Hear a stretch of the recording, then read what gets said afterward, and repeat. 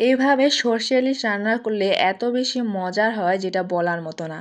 আজ আমি আমার আম্মুর রেসিপিতে সর্ষে ইলিশের রেসিপিটি আপনাদের সাথে শেয়ার করব। এই জন্য নিয়েছি 4 পিস ইলিশ মাছ। এখন লবণ আর হলুদ দিয়ে মেখে রাখবো।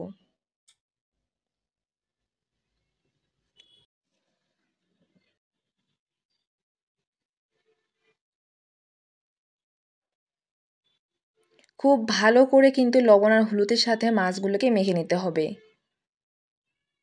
এখন একটি কড়াই নিয়েছি, দিয়ে দিলাম সর্ষে বাটা। এখানে আমি কালো সর্ষে ব্যবহার করেছি।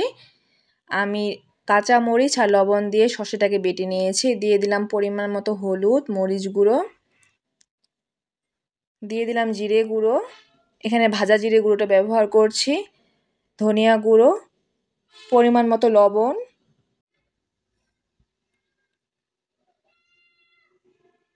দিয়ে দিব রসুন পেস্ট। এখানে কিন্তু আদা বাটা ব্যবহার করা যাবে না, আর রসুন পেস্টটা ব্যবহার করলে সামান্য পরিমাণে ব্যবহার করতে হবে। দিয়ে দিলাম ফালি করে রাখা কাঁচা মরিচ, আর এখন দিয়ে দিচ্ছি পেঁয়াজ কুচি। সর্ষে ইলিশ রান্না করার জন্য কিন্তু গুঁড়ো মরিচের থেকে কাঁচা মরিচটা ব্যবহার করতে বেশি চেষ্টা করবেন।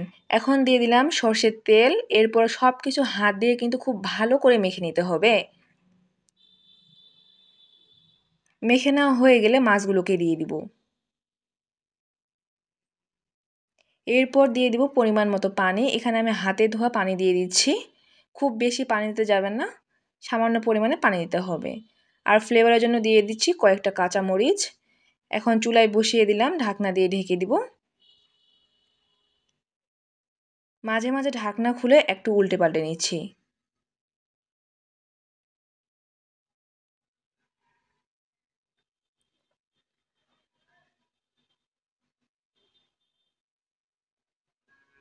ঢাকনা দিয়ে ঢেকে দিলাম। এখন অপেক্ষা করব যতক্ষণ না পর্যন্ত ইলিশ মাছটা পারফেক্টভাবে সিদ্ধ হয়ে যায়। তো ইলিশ মাছটা পারফেক্টভাবে সিদ্ধ হয়ে গেছে। এখন নামানোর আগে সামান্য পরিমাণে সর্ষের তেল দিয়ে দিলাম। এরপর 2-3 মিনিটের জন্য ঢাকনা দিয়ে ঢেকে দিয়েছিলাম। তো দেখতেই পাচ্ছেন আমার ইলিশ মাছটা কিন্তু একবার পারফেক্টভাবে তৈরি হয়ে গিয়েছে এবং দেখে কতটা লোভনীয় মনে হচ্ছে। এখন আমি সার্ভ করে নিব।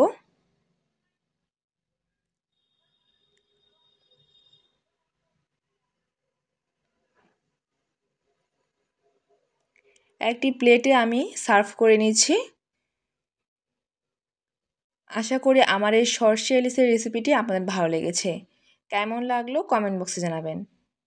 আর নিত্য নতুন ভিডিও পেতে আমার চ্যানেল সাবস্ক্রাইব করতে ভুলবেন না, আর আমার পেজ ফলো দিতে ভুলবেন না। সবাই ভালো থাকবেন। আল্লাহ হাফেজ।